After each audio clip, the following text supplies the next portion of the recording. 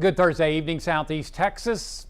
Very beneficial rain over most of the area. However, over towards southwestern Hardin County, saw some locally heavy stuff with a flash flood warning issued earlier. They picked up 5 to 6 inches over towards Sour Lake.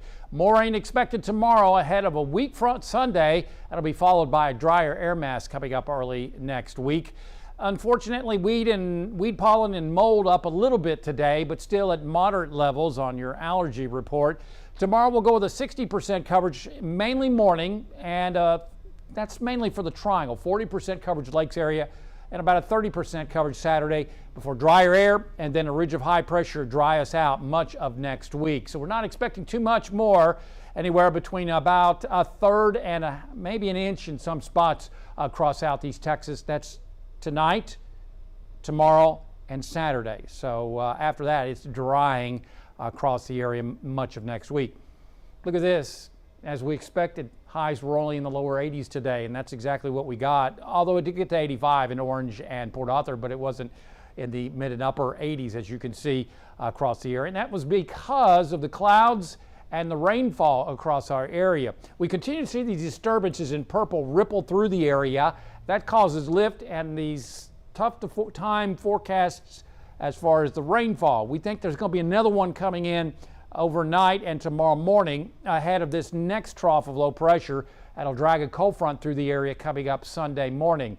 In the tropics, no issues for us. It looks quiet the next several days in the Gulf, probably the next 7 to 10 at least.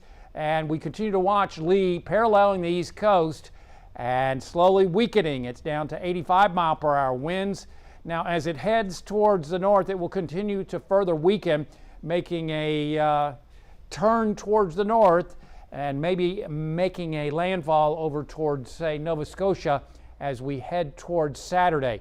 Tropical storm warnings are in effect from the Cape, Nantucket Island, back over towards the Maine coastline. At this point, looks like a brush in southern New England with tropical storm force winds. So good news there. Otherwise, rains will be on the decrease over the next few hours. I think by 8 p.m. most of it should be ending, but we may get an early start for some in the morning.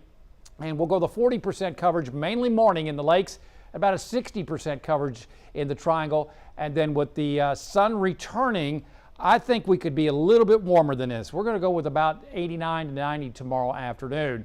On the Gulf of Mexico, slightly choppy seas around 1 to 2 feet are forecast tomorrow. We'll see an easterly wind at 5 to 10 knots. High tide tomorrow afternoon at Sabine Pass at 4:09 p.m. Water temperature at 86 degrees. Our forecast tonight, at least for the next couple hours through about 8 p.m., we'll go to 70% coverage here in the triangle and a 40% in the lakes area. This is for showers mainly. So about 70 in the lakes, lower 70s in the triangle with a light northeasterly wind.